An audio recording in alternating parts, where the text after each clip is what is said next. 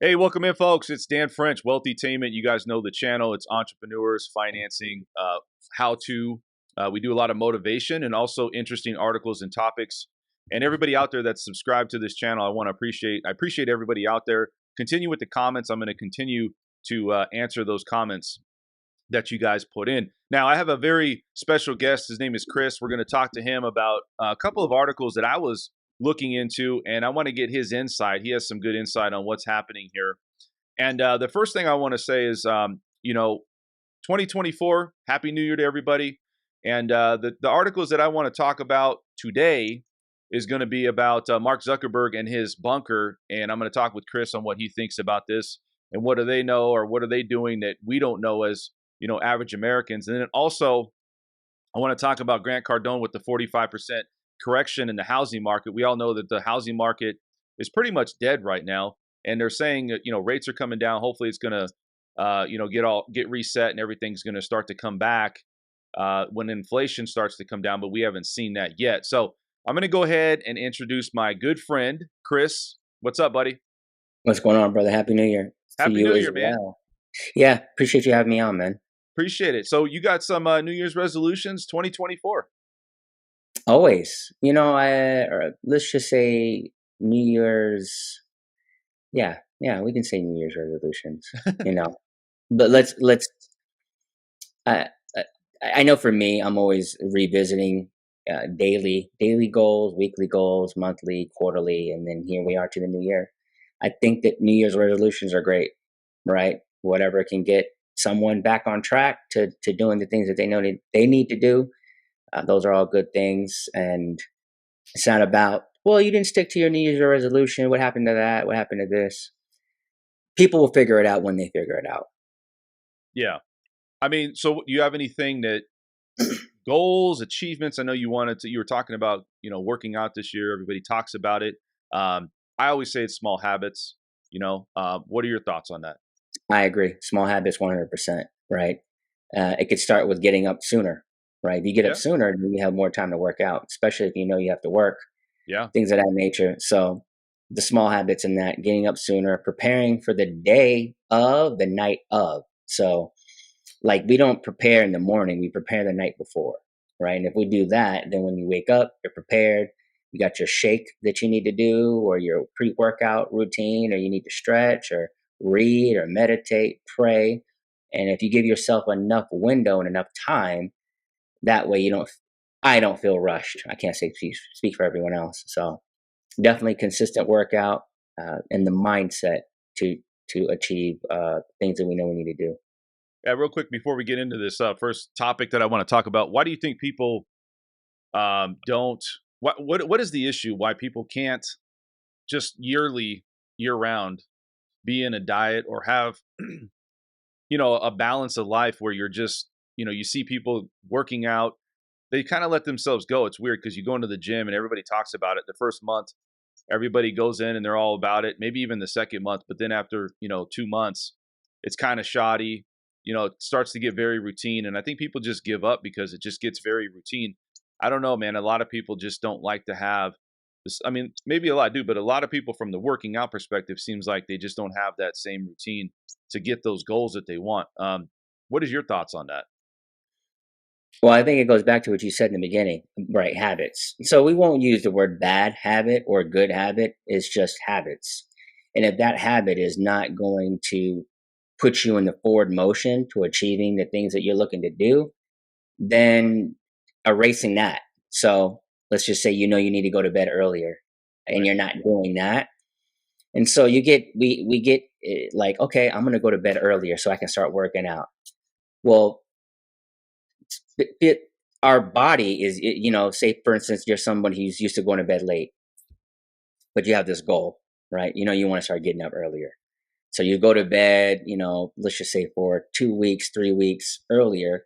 And then next thing you know, that old you creeps back in. And the next thing you know, you're back to going to bed later that you had not anticipated. And now you're back to that same habit.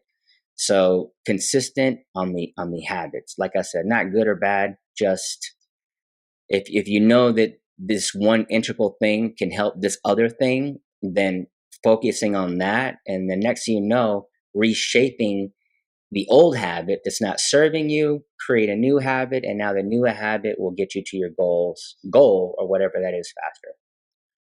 I can't agree with you any more than that. To me, I think too. I mean, lifestyle is a big deal. If you have a lot of 100%. stress, chaos, if you got a family, it's difficult, man. And I know people that have multiple kids. It's just difficult, and the more responsibilities or distractions you have to make it a priority, and it's got to be something that's in a schedule or part of your day, like you said, with small habits. So, myself as well, I do have some financial goals this year. You watch a lot of football, right, Chris? Yeah, I do. Yeah, I don't watch a full game. I'm a Yeah, more like highlights. A football game's 3 hours. I just don't. Let's just say I'm not willing to invest that kind of time into a football game. So, but yes, I watch highlights. I watch enough to keep up. Yes. yeah. I'm the same way. I don't really watch games. I just watch highlights. I don't have the time to do it, first off. But there was one that came out, and a lot of people like to talk about sports. But the Cowboys, the Dallas Cowboys came out, and we saw a game, or seen the highlights of, I guess, a referee getting the call wrong, which ultimately earned the Cowboys a win. And it comes down to this question. We hear it all the time with NBA. We hear it sometimes in the NFL. Are these games rigged, man? I mean, look, we talked about it last year where you and I were at the Super Bowl, and they had that call at the end of the game, and we were kind of like, man, is this rigged? And it just seems it's hard to get these calls right, but these deciding calls that decide games, it seems like there's a bigger problem with that part of it. Now that ref, I think he got demoted where he's not going to be able to do the playoffs. But what are your thoughts on this? Do you think that with that call, do you think the NFL is somewhat rigged? My thought on that is, I don't want to use the word rigged. I think I said this before. I think that it's influenced, right? To, let's just say, possibly serve an agenda.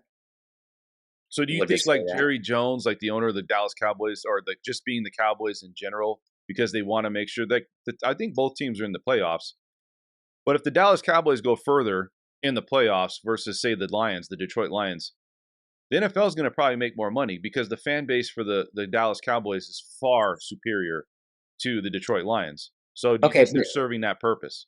no, I wouldn't say that, because if that was the case, then the Dallas Cowboys would have, they haven't been in the Super Bowl in over 20 years.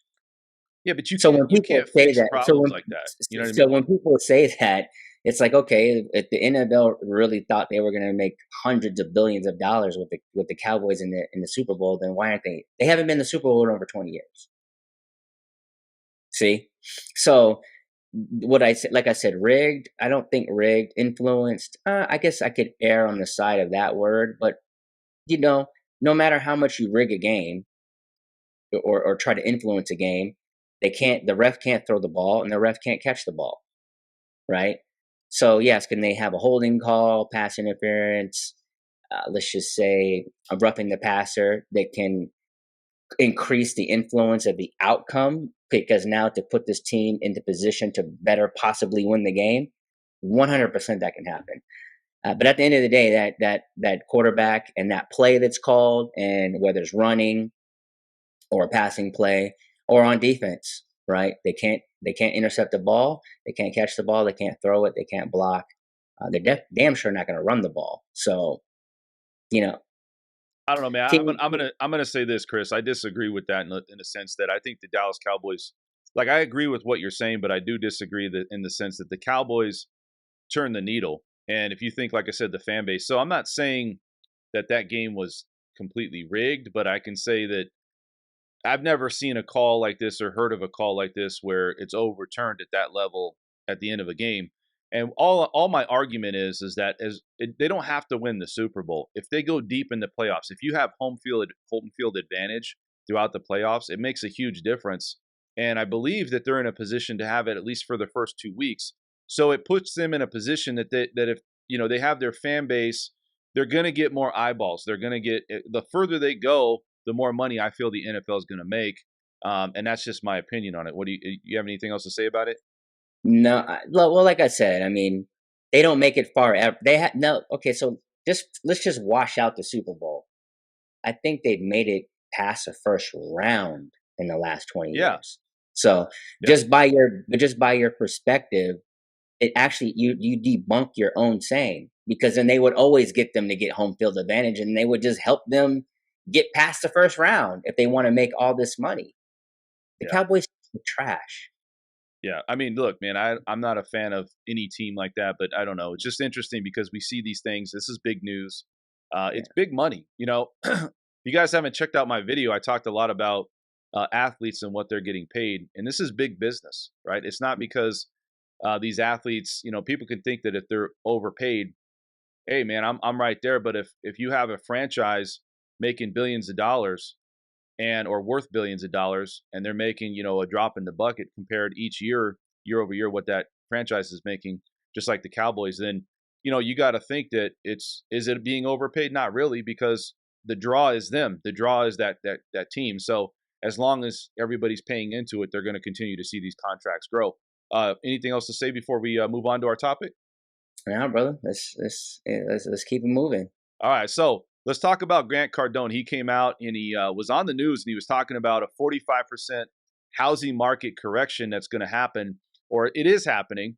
And he's talking about supply and demand, and he's talking about these things. So we're going to go ahead and listen to what Grant Cardone had to say, and then I'm going to come back and I'm going to ask Chris, and then I'm going to give you my opinion on this. Well, real estate struggles are real. Home buyers and sellers alike feeling a massive struggle to close deals or make money. And if you need yet another sign of turmoil, 45% of U.S. real estate agents are struggling to pay rent on their offices. Here to react is private equity fund manager and real estate investor Grant Cardone. Welcome, Grant. So tell me, why are real estate owners and agents not able to pay the rent? What is going on? Well, because Rachel, the Fed single-handedly has killed the housing market. The Fed will make more renters in this country in the next 2 years than it has in the last 50, because mortgage applications are at all-time lows. Mortgages are double what rent is today. And it doesn't surprise me that real estate agents are feeling the brunt of this. Back in June of 22, Jerome Powell said that the middle class, everyday people, would disproportionately feel the pain of higher interest rates in his attempt to control inflation. He has not controlled inflation. He has failed miserably. What he has actually done is create it, and in the meantime, stop the housing industry. What would you recommend he do? Well, what he should do is get out of the way. There's no time in history in my lifetime that the Fed actually controlled interest rates. Supply and demand is what controls interest rates. As long as people are spending their money, that means they want that product or service. At what point it gets to a price where I no longer find it valuable, I will no longer continue to purchase that. And people want homes. People want to live in a single family home. I don't personally think it's a great investment. I've said that many, many times. I've gotten ragged out on it, but he should step aside, get out of the way, let the market do its thing. Interest rates will have to come down in order for pricing to come down. Right. This is actually a contradiction to what most people think. But when interest rates come down, mortgage applications will go up, and people will start selling their homes. Well, All right, so you see what he had to say here, and I'm going to talk with Chris here. I'm going to give you my opinion on this. So, Chris, you've heard him. What do you think that Grant Cardone? That's what she said. What do you think Grant Cardone? His insight on this. Do you think he's right or do you think he's wrong? I don't think they've single-handedly done it in a sense directly. Who's they? I think he said the Fed. He said the Fed has Okay. yeah. He said the Fed. My apologies. Yeah, the Fed has single-handedly destroyed the housing market. I don't agree with that 100%. I think that corporations have fueled that, and I'll tell you what I mean. If let's just say JP Morgan or BlackRock can come in and buy thousands of homes, that's actually hurting the market more than the Fed. Yeah. Because if you allow these corporations to absorb and take thousands and thousands upon houses off the market, then that leaves the actual home buyer who needs to buy a house priced out. That I feel is hurting the market more than the Fed. Right. Well, let me say this. So I want to Well, bring real this up estate because struggle. when you talk about Grant Cardone and you talk about what his position is on this, I feel. I mean, your position on it is you feel that the corporations are the ones responsible for it. But when you hear what he had to say about supply and demand and about uh, getting rates lower and having prices of homes now come down because rates are lower and people start to sell their homes. Do you agree with that though? I mean, is that how it works in the housing market? Because you've dabbled into real estate, so what do you think? I no, I don't. I don't. Well, no, you know what? I agree with the part about supply and demand. That's what actually creates the market. The consumer is what dictates what the market is going to do. So I Right, do agree with him on that 100%, that the Fed cannot control that. They can, I guess, slow it down or contain it in a sense, right. but no, we can't control it. They can do what they can, but the consumer, if they're not buying, they're just not buying. And Yeah, but I think people would buy, Chris, if the rates were lower. But keep going. I mean, beyond that, so you think it's okay, more.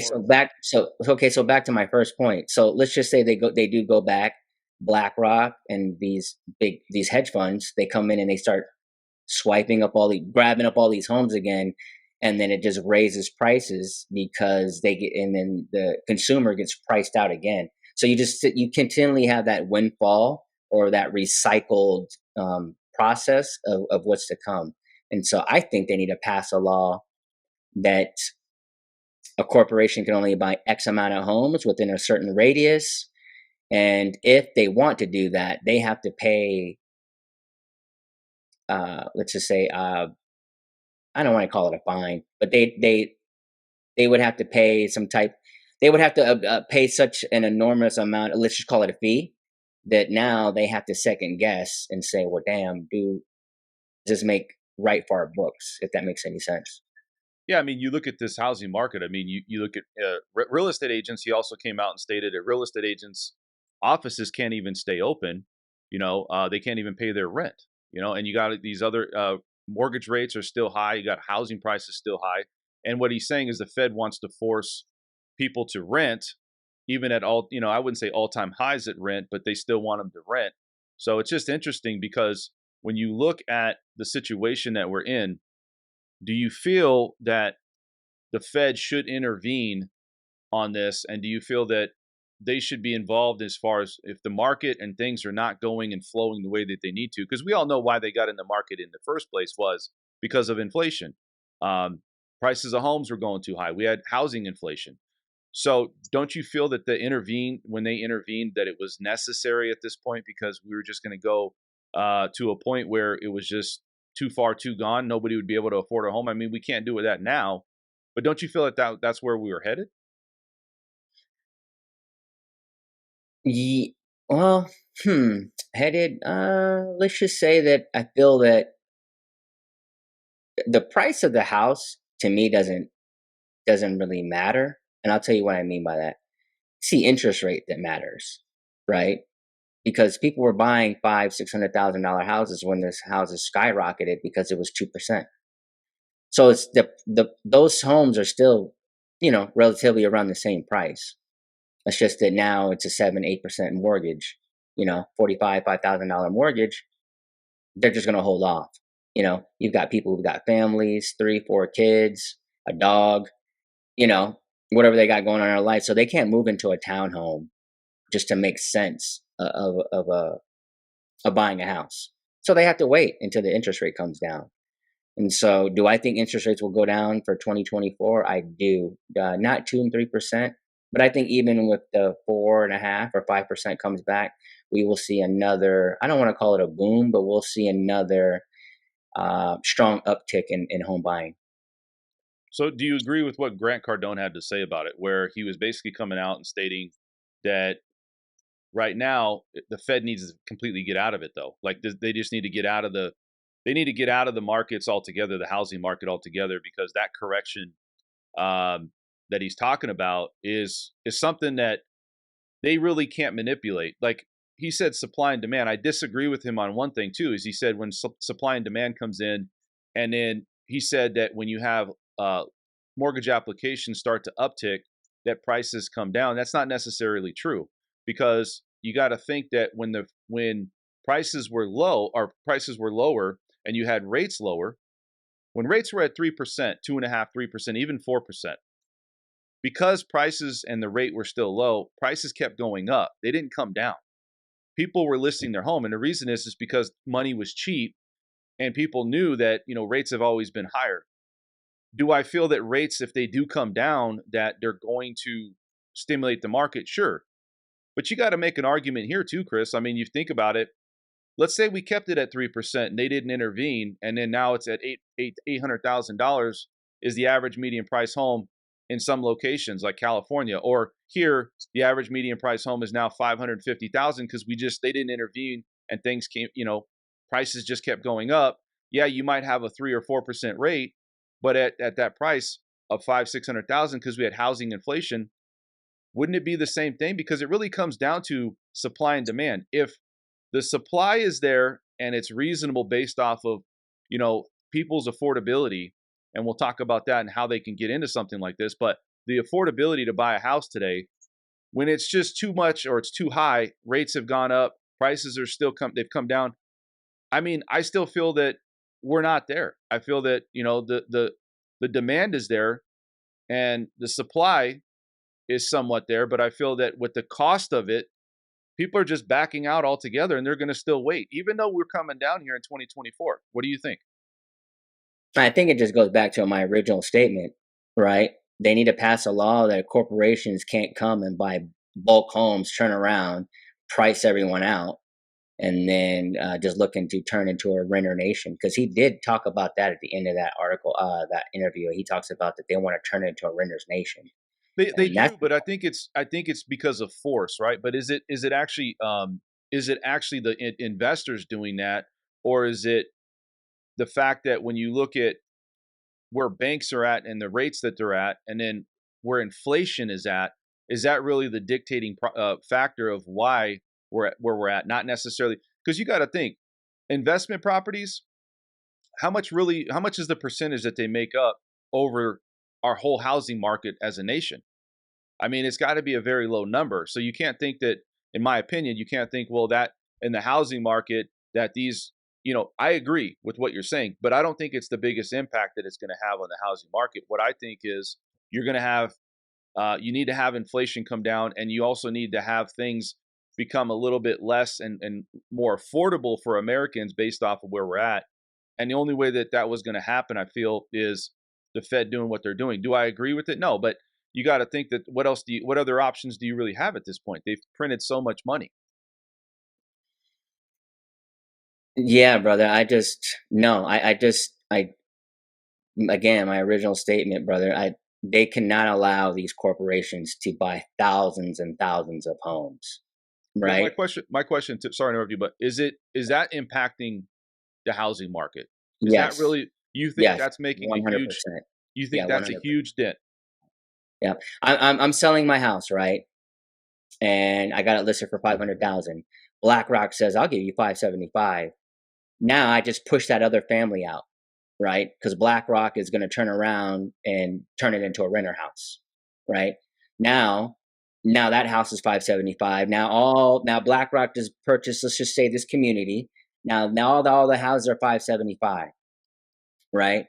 And that's a huge difference on affordability on a house, and right, and it prices everybody out. Now it turns the economy into a renter economy, because the family that needs to buy this house so they can live in it, and hopefully their kids can grow up in it, just got priced out by a bank.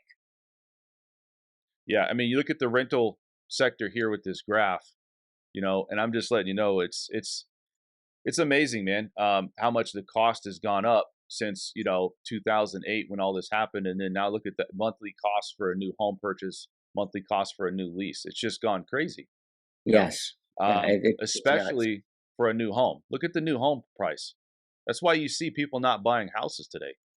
You know. Yeah. Well, and that's due to the investors coming in over bidding to price out the I guess the smaller guy, right? The small guy, the family that really that needs his house to live in, and the bank just smashing everybody. It's like big bank take little bank, right? Yeah. Or the guy at the poker table who's got more money than everybody else and just goes all in, right? And gets everyone out of the pot. Same thing, same concept. So that's what's actually making the affordability out of control, right? They changed that law. You can't do that. Or out of state buyers who I want to say Canada had a law. I don't like to quote things unless I have sure data. But I want to say there was a law they passed where you had to live there for, like, you just couldn't like come from California and then go buy a house in Canada because it was cheaper. So I like that law too, right? Hey, listen, we can't let Californians come up here and price out our Canadians. So, Well, let's talk a little bit. I wanted to bring up a couple of things here. So, one thing I wanted to talk about is buying a house altogether in today's market and just in general. Mr. Grant Cardone has come out numerous times and he's talked about how buying a house is not a good investment. You know, he buys doors, he buys, investment buildings or basically investment properties that are multiple units or have, apartment complexes, things like that, where he can rent them out per door. And he always talks, I was on there recently and listen, I'm not a fan of Grant Cardone. I went through one of his things and, I don't know how educated, I mean, he's educated. Listen, he knows what he's talking about in a lot of things with investment, but some of the things he talks about is not necessarily always true. It's kind of like fluff. And then to me, I feel that you take bits and pieces from everybody and then you pull it in, right? But it's funny because when I got done with that, this was a few years back, but you kept getting this marketing like, hey, pay for this, pay for this. A lot of these guys, what they're doing is they're making money off of people out there that are looking for self leadership or just looking for people that can help them and guide them to get investments or just change their life. And a lot of it is the money that they make off of coaching. So going back to him, I don't have any personal, hate towards this guy, but I do think that sometimes he talks outside of, what, and then sometimes he does say good things. So I'm not going to say he's 100% on everything, but do you agree that buying a house in general, because I always look at it as if you buy a house, if you have no other resource of investment, you can put down as little as 3 to 5%, hold on to it, and then rent it out if you wanted to, and then use that as a rental long term. I just feel that that's the only real way, especially in today's world, how it's getting that much harder to get a house, that much harder to invest. Unless you're doing something like crypto or you're doing something where it's a little bit more lucrative, you get that instant or somewhat more of an instant return. Putting your money into a house is usually a long-term wise investment because somebody's always going to need shelter at some point. Yeah, we've seen them fluctuate. What do you think about that? yeah, I don't agree with that at all. I think that buying a house is a good investment. I'm not going to go. That's real estate. Yeah. Real estate has made more millionaires than any other profession. Buying it, I should say, not realtors. So, no, buying a house is a good investment. Yeah. I mean, look, is it the best investment? No, I don't think it's the best No, investment. it is It's the not. best. If you That's just, a different topic. but it is the best in terms of it's the best in terms of surefire to build wealth. It is the best investment, real estate. 100%. I think too, it's like this. You got to think about who's watching these videos and who's following Grant Cardone and who's following these people. It's middle class to upper middle class trying to get ahead or trying to, somewhat gain some wealth for long term sustainability, really. And so that's where I feel that misconception comes in, where you feel like maybe they get altered. Like a lot of these millennials and people, the newer generations, a lot of them don't feel buying a house is important. And I get it. They probably seen their parents go through some things, especially through the crash. But this whole correction, this 45% market correction, do you see this market coming down in 2024 and 2025 for housing? And if so, how much do you think we're coming down? percentage? I don't forecast pricing coming down, but I do forecast interest rates. So you think pricing is going to stay the same, if not go up?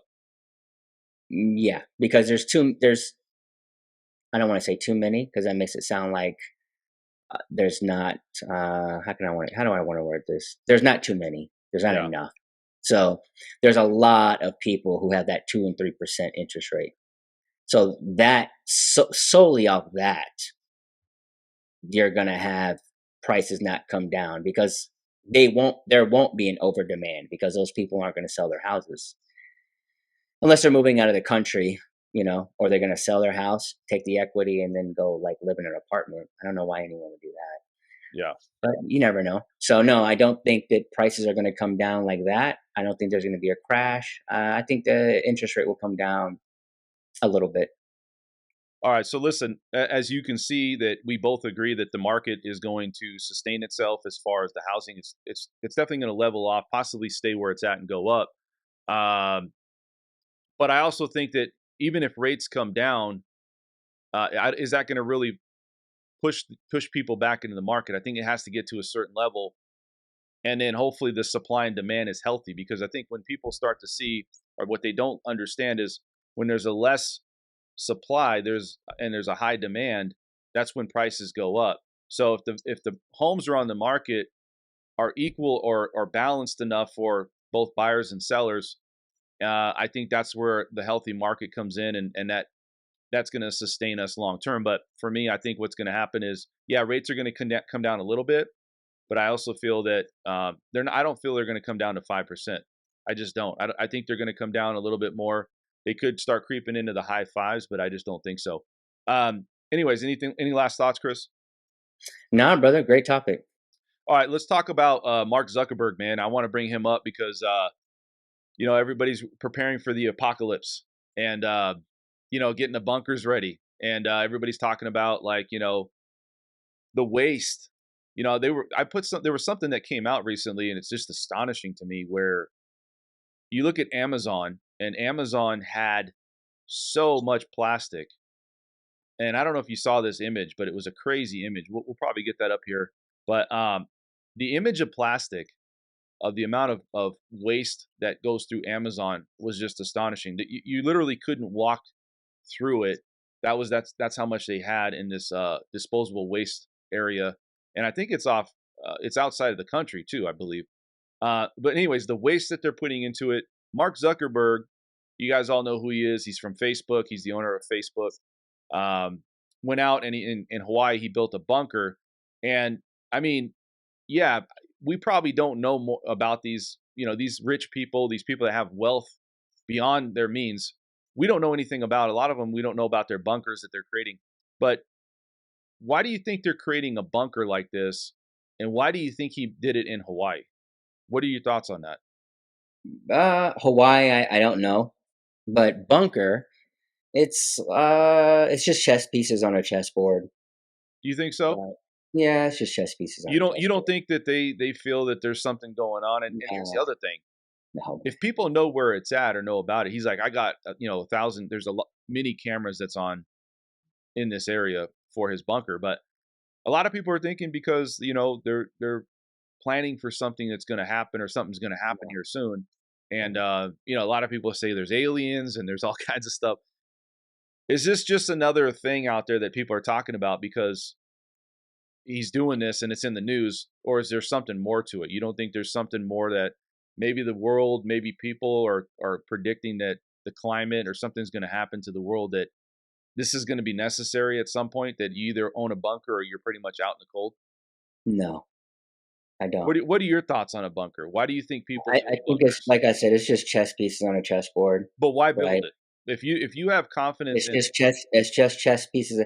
Oh, they're building one. I'm gonna build. Oh, Elon built one. I'm gonna build one. Yeah, Sergey but Brin why from build it Google. though? My question is, why build it? Like, I get it. Everybody's worried. Like, what if we have a World War III? That was why people used to build bunkers. A lot of people are saying now that we'll have possibly aliens. That there's been aliens that's visited the planet. Well, that's another topic.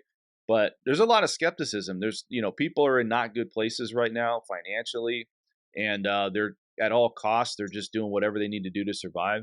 So people are becoming more abrasive, and the world is becoming harder to live in. What are your thoughts? I mean, maybe they're thinking that, is there going to be a point where they have to retreat there because nobody likes, look at everybody envies billionaires. Everybody envies the fact that somebody made it. But I also feel that there's another level to that where if you're too far on that level, that spectrum where you're kind of past the point of being envied or being looked up to, now you're just beyond wealthy and you're dictating the direction of the world or the direction of how things are running, which I believe he is in some ways. A lot, don't kid yourself. Corporations and people like him and BlackRock, like you said, are all dictating how a lot of this economy rolls. So people start to develop hatred towards them. Do you feel it's a way that they could just kind of say, hey, I'm going to go and get away from everybody, and if there's ever an issue where people want to come attack me or come after me for something or whatever, I got a place to go? I could say that might be a part of it, but man, you just get bored and You eh, think it's boredom though? yeah, just buy a bunker. Why buy a yacht? Why buy a plane? Why buy an island? Well, that's transportation, but I mean, a bunker is almost like, real. Let's No, it's just be cool. It's well. Let's cool. just It's Yeah, cool but to let's have. just be honest. I mean, you're buying a bunker in case of something happen. It's like having an insurance policy, right? You're doing it in case something happens. I I guarantee mean, he's not. it's no different than someone building an escape room in their house. That Yeah, could but be, but that's he's doing it on a grand scale. It's the same concept. But what I'm saying is, why build it at all? The only reason you're building it is because in your mind you're thinking, well, shoot, man, if something happens here, I'm out. But he's not going to be. I guarantee he's not hanging out in that bunker. well, no, That's he's not just hanging out. that's that's an escape plan for something. That's a just like they have one for the president. It's an escape plan. And I'll be honest with you, there's probably more bunkers and things going on underneath the world than we know it. I mean, we only know what we're told through the news. Nobody's doing any research on this really, and nobody's doing like fact checking everything. So to me, I think it's a little bit leery that every billionaire is doing it. And I don't know. To me, I get it. You got the money. Why not do it? And it's just chess and whatever you want to say. But I don't know. To me, there's also some things that maybe because of the world and where people are at mentally and all the costs of living, you know, people are in a bad place. I think with you talk about housing. Let's talk about financially real quick, just on the monthly that people have had to increase if they were going to buy a house today, and including to just live comfortably. They did a survey stating that the average cost for a it's a four people family. It's the mom and dad or whoever it is, and then two kids. I believe the number was like you have to make $11,000 a month just to be somewhat comfortable. Um, that's a high cost of money. I mean, and that's not even living, at a level where you're somebody that's out there that is in a luxury position or you have that many options. It's more of you're just paying your bills. You have a little bit of money left over, maybe save it a little bit or invest just a little bit, and that's it. But you're not making or scaling up high enough where you can make decisions or you can have options that others may have. And I think that's crazy to me that you have to make $11,000 on an average household income to be somewhat, in a place where you feel comfortable. What do you think about that part of it? I think that's false. You think that's 100%. false? Yeah, I don't. Dan, about 98% of people don't make 11,000 a month, What do you and think? What do you think that average number though to be comfortable for families? If you're trying to that buy a new house today, or you're that just trying to, that solely depends on them, right? I don't know what car or truck they need to have. I don't know how much they eat out. I don't know what they like to eat, right? yeah, Maybe but they got eating out? maybe they have 1,000 movie subscriptions, right? Right, Netflix, Paramount. They could be paying hundreds of dollars just in having all the subscriptions, right? right. And so I don't know where they're spending or how they're spending it, but what their comfortability is and your primal needs are different, right? Being in the car business, Yeah, but isn't what we're talking about? It's not about surviving. It's about living comfortably. So when you're talking about survival mode, that's a different world. I'm not saying like, hey, what do you need to survive? If you're going to live paycheck to paycheck, which most Americans are, that's a different topic. What I'm saying is to have a comfortable life, to have a little But somewhat of comfortable options. subjective. Comfortable subjective. Well, let's say this: if would you say eating out is a luxury? Yes, Okay. it is a luxury. Now, how often do you eat out every week? I eat out. We eat out probably 5 or 6 days a week. Okay, 7. it's a luxury though. So, Yeah. but here's my thing: the average American probably does the same thing. At least they're eating out somewhere. I would say because everybody's busy doing things. I'm not going to say people don't eat at home, but let's say that you want to eat out. Let's say you do have a car payment today based off of where prices are at, and you're forced to buy a new car. Let's say that you don't have the funds to go out and put all this money down on a car and do that, as far as like buying it out cash so you don't have a payment. You fluctuate that with gas prices, and the cost of how, if you have kids, how that fluctuates quite a bit on what the cost was, let's say 10 years ago, which it is today. Today it's just accelerated, and I think you have to scale up with that inflation part of it, like we've talked about. So I think that's why you're seeing a lot of people having problems right now. That's my opinion. Look at the news. Going back to this bunker thing, I mean, people get pissed because they don't have options. These guys have all the options in the world. They do. Unfortunately, what people don't understand is we're all funneling these people's position, really, if you think about it. Not all of it, but a lot of it. Because what we consume ultimately makes what these people are making. Why have a bunker in case, unless something, maybe the environment, maybe the climate, I don't know. Maybe the fact that we're using up this world and there's going to be a point where people are going to just, possibly just break. I don't know. But to me, maybe it is a chess move. But how many people you really think have bunkers? And he's building the most elaborate bunker that's out there, probably that can, sustain him for years. That's where I feel like people start to get pissed off, and they're like, you know what? This guy's got so much money, he's doing that in Hawaii. I mean, do you disagree with the fact that what these people do with their money? I know it's their money, but would you do something different if you had money like that? I mean, he has so much access that's a different type of wealth. That's what I'm saying. People yeah, are pissed about that. But he's got so much wealth that he can buy a bunker and still be philanthropic, or build schools in Africa, or do whatever. He's got so much access to money that the bunker is like it's like you and I going to the Whole Foods and spending $100. Yeah. That's nothing. That it's so insignificant that, you know what I mean? It's not like, why would he go buy a bunker? He could feed kids, right? That's ridiculous. He can buy 10 bunkers and feed millions of kids still, and have still excess of money. So the bunker is just, like I said, it's like no different than us buying a pair of sneakers at the store that you don't need, right? Because you want them. Oh, these sneakers are cool. I'll buy them, right? Oh, you know what? I'm gonna build a bunker in Hawaii.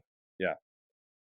So, I don't know, man. I'm just gonna say this. I'm not trying to like save the world, but I'm gonna tell you that it does frustrate me a little bit that these guys are beyond wealthy, and a lot of people are struggling. And it's not their responsibility, but there's a lot of people struggling. A lot of homeless people that couldn't he? What if he took that money and utilized it towards something else? And maybe it wouldn't fix everything, but at least do something with it. It's beyond. It comes down to power, money.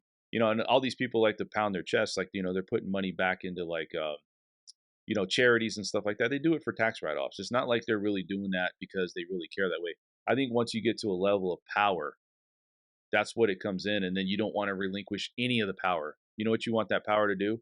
Keep going up. You just want to keep growing that power, keep growing that empire, and that's all cool. But you can't keep it, man. You ain't gonna be able to keep this guy. Ain't gonna be able to keep anything when he's gone, and he's gonna go just to the same place like everyone else. So, anyways, anything else you got to say? No, brother. I see your perspective. For me, on that topic, people say, well, why would he do that? I err on the side of why not.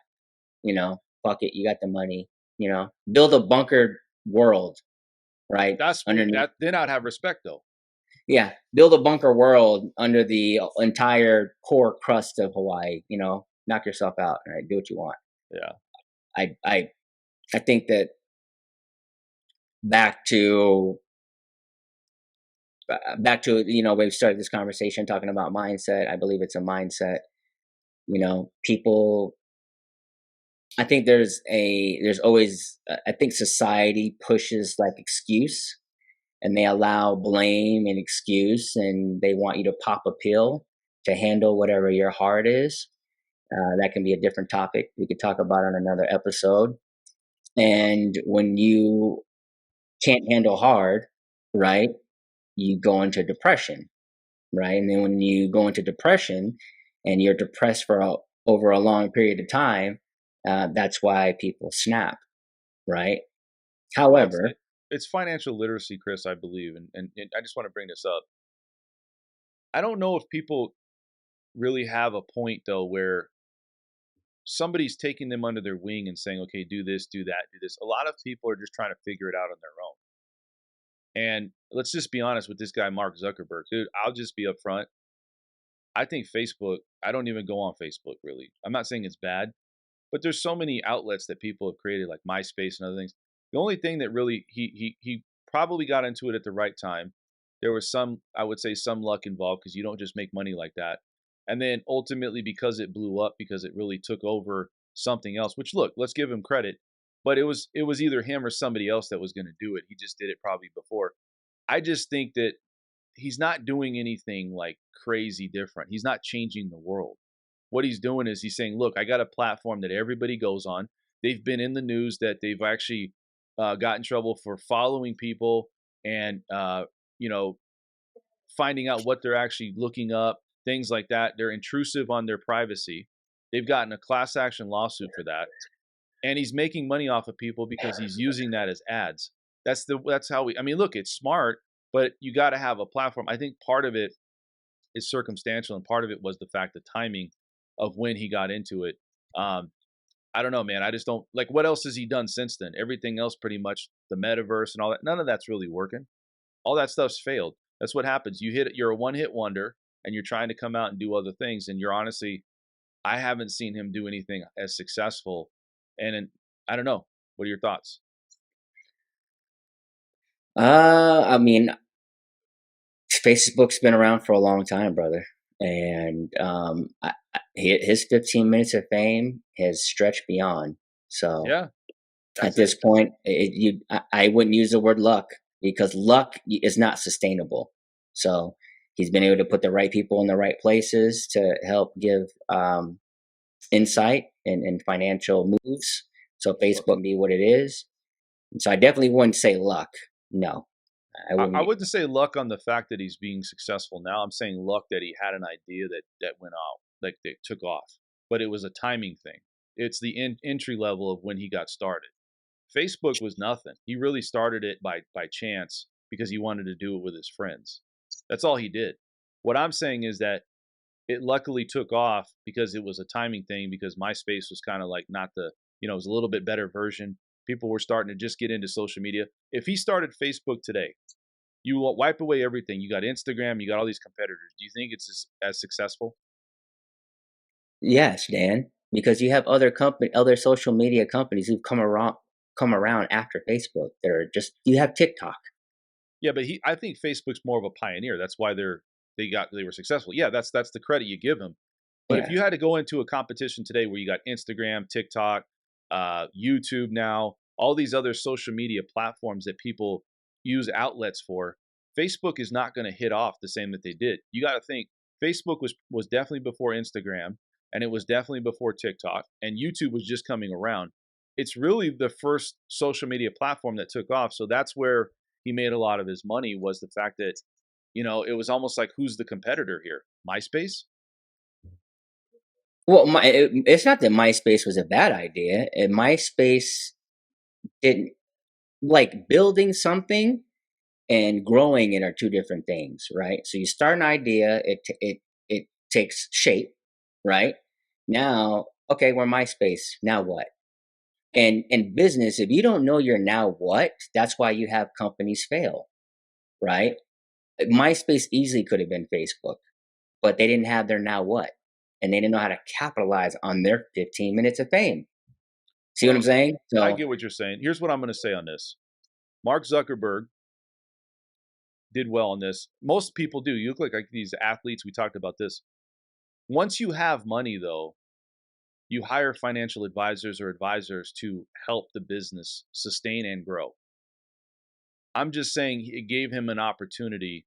Look, if everybody was in his position, I'm not going to say everybody, but if a lot of people had to start that way where they created something based off of just, something like that, and then they get a starting position, that's the hard part, right? It's getting the idea that triggers that people either have a need or a want for it.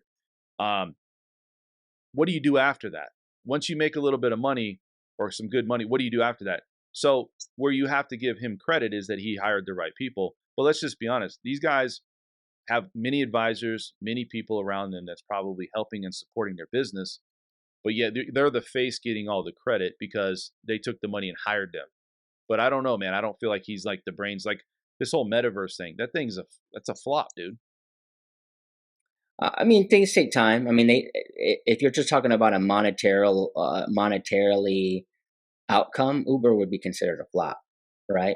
But they produced millions of rides all over the world.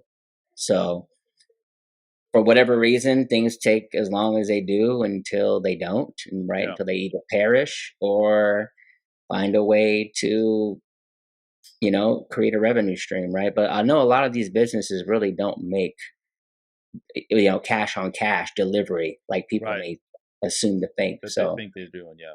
exactly. So All right, let's do this, man. Let's wrap it up. So, do you have anything else to say? You want to talk anything else about anything about you or what you do or anything, or no?